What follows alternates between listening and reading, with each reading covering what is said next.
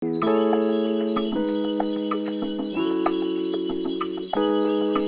I'm Ruchika from CleverTap, and today I have with me Kriti, who's the founder of DuoBeat. Hi, Kriti. Hi, Ruchika. It's lovely to meet you. Kriti, can you help us understand how your journey started and how it's been so far? Sure. So when I was 19, I started DU Beat.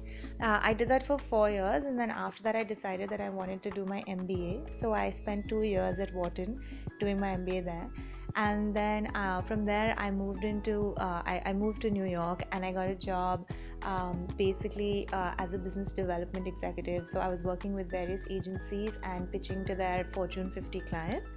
After doing that for a couple of years, decided to move back to India and move back to my roots as a sort of strategy and growth person. So then I worked as the head of growth, first for Scoop Whoop, then for PopXO, and then for India Times. I really sort of, have been around the block. And then sometime last year, I decided to sort of take a break, take a step back and reassess. And I wanted to sort of spend more time in my entrepreneurial journey. So I took over DU Beat in a more sort of active role. And I'm also exploring other opportunities in that space, in the entrepreneurship space. Yeah. Got it. So, any sort of learnings or highlights that you would want to share? Well, I think learnings can be broken up into a couple of different aspects. So I think on a professional, if you're talking specifically from like a growth and marketing perspective, I think the some of the key learnings I have is that we live in a world where technology and data is paramount. It's of utmost importance to stay abreast of like innovation and trends and things like that.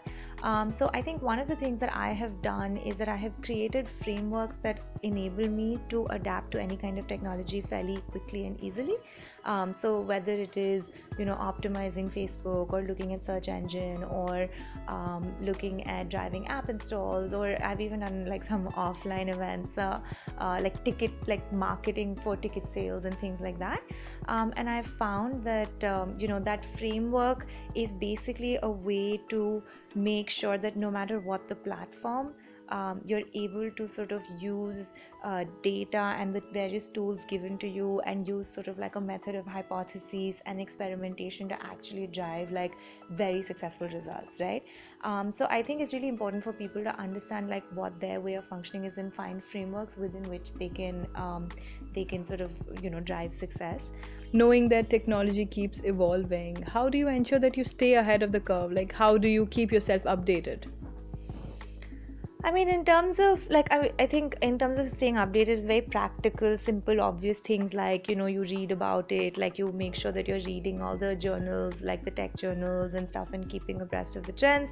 Then also I use technology. So I think as people start aging, they become sort of resistant to like now I don't want to open a new account on TikTok and stuff. But I think in the kind of field that we're in, like digital marketing, growth, hacking, like it's really important to use all the features to see, okay, like what happens if I if I like here, or if I swipe up and right and all. So I think just simple things like that. And I think in terms of like driving successes using that technology, it goes back to my earlier point about frameworks. So like I have like certain frameworks within which I feel that any kind of technology can be optimized successfully, right? What about community and mentorship? Is that something that has helped you so far? Oh, for sure. I think in terms of specific mentors, I don't know. I've heard this saying that women make terrible bosses, but like that's not been the case with me. I've had a lot of female bosses. They've all been wonderful. They've all empowered me. They've really like sort of been patient and kind and taught me things, and sort of given me platforms based on like which I could use to sort of elevate the kind of work I was doing. So I find that I think community is super important, and as like for me personally, I have tried to be that mentor to my team. So I have often worked with largely female teams. I don't know, I think social media tends to attract more like 21-year-old girls specifically, but like I've always tried to give them mentorship, so not just in the work they do but also offer guidance of like, is this the best time to to go for a degree or to get another job. And also that's especially true for DUBeat, because DUBeat is filled with kids who are between the ages of 18 and 21. So, any sort of thoughts or maybe tips that you would want to share with next generation marketing leaders or maybe your fellow marketing leaders? One of the great things with digital and technology is that we can reduce the guesswork, we can reduce the estimation of what will work and what will not work, because you have that information available at your fingertips, and it's just a matter of looking into it. Like so many companies I've been at, nobody has looked at the data. So the minute you start looking at the data and you say, oh, like this is what we should do, you get instant results. So I think my approach does tend to be data driven. So I think it's a function, it's definitely a mixture of a data driven approach, but also like once in a while just take a crazy shot, like just go completely insane, trust your intuition.